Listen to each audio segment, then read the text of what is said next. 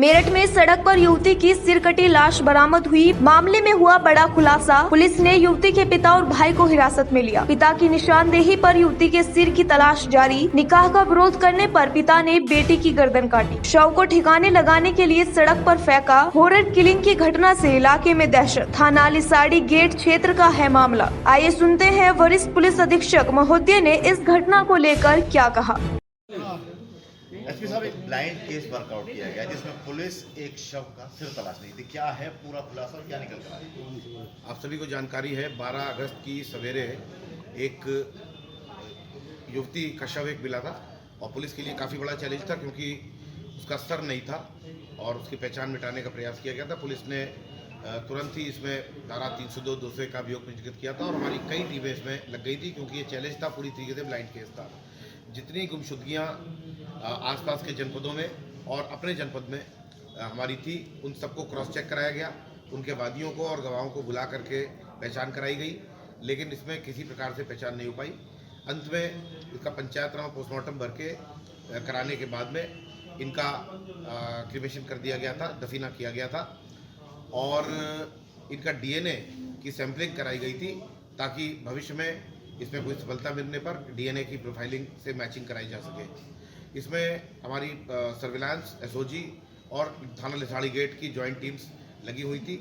लगभग 6 टीमें इसमें लगी हुई थी और इस दौरान पिछले 6-7 दिन के दौरान लगभग 500 सीसीटीवी फुटेज वगैरह तलाशी गई और कई जगह से इसमें नाकाम होने के बाद में फाइनली एक ऐसा क्लू मिला जिससे पता चला कि ये इसकी गुमशुदगी इसलिए नहीं लिखाई गई थी क्योंकि इसके घर वालों का, इसके जो परिजन है मृतका के, उनके द्वारा ये घटना करी गई है।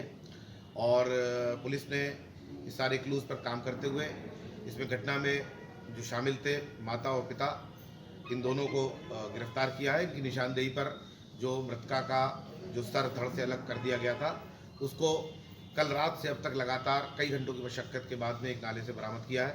साथ ही साथ जो अलाकत था जो कि अभियुक्त के द्वारा शव के पास ही कब्रिस्तान के पास एक नाली में फेंक दिया गया था, उसको बरामद किया गया है। इस प्रकार इस घटना का पटक्षेप हुआ है।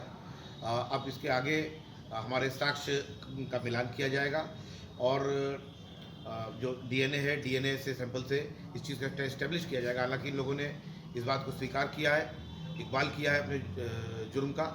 और इसके साथ साथ जो जहाँ पर घटना हुई थी वहाँ पर भी कुछ हमने प्रारंभिक रूप से कुछ जो बेंजीन टेस्ट वगैरह होते हैं जो बताते हैं कि यहाँ पर ब्लड वगैरह था कि नहीं, उसके द्वारा भी जो है घटनास्थल की भी पुष्टि करी है। सर, इनका अरेस्टिंग से पहले दफीना हुआ था? हाँ, 72 घंटे के बाद में बॉडी का जो है इसका ये प्रोटोकॉल है, बॉडी सड़ने ना लगे, गर्मी का मौसम है तो उसको जो है वो दफीना कर दिया गया था। दफीना ही किया जाता है आमतौर पर ताकि बाद में अगर पता भी चले कि ये किसी हिंदू व्यक्ति की है तो उसको फिर अंतिम संस्कार उनका जो है दाह संस्कार किया जा सके, इसलिए दफीना ही किया जाता है।